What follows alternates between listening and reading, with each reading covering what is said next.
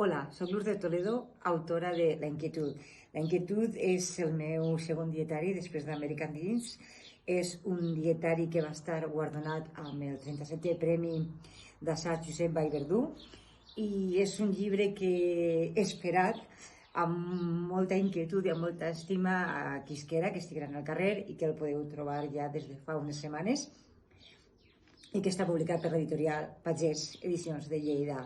La Inquietud és un dietari que està pràcticament centrat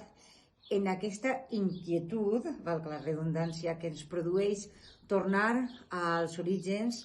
al lloc que ens ha vist néixer i créixer després de molts anys. Està dividit en dues parts, la inquietud i el retorn. Quan jo parlo de la inquietud és aquest desassossec de no saber què passarà després d'un trencament, i un període de temps de vida a l'estranger i quan tornes a casa teua arriscant certes coses, però també la inquietud com a curiositat davant la vida, com a ganes de continuar aprenent i de seguir. És un dietari que du al darrere el retrobament amb la ciutat, amb un descobriment d'una València diferent a com jo la vaig deixar ja fa quasi 20 anys, però també són viatges, són inquietuds literàries, són reflexions, són anècdotes, són moments viscuts en companyia de persones estimades. És tot allò que dona acollida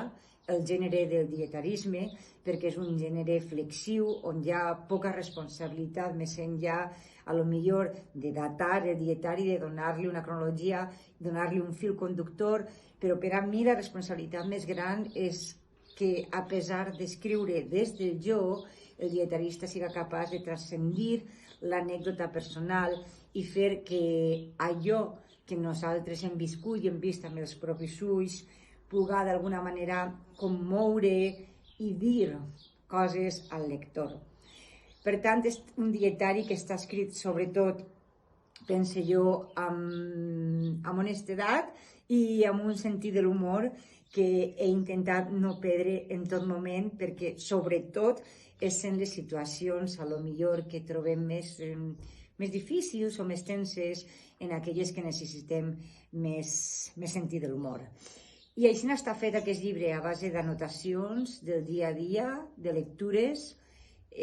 moltes lectures que van sumant-se i quan no te n'adones, però dia rere dia vas sumant lectures i experiències i és una manera d'escriure per arribar als lectors des de la mirada personal.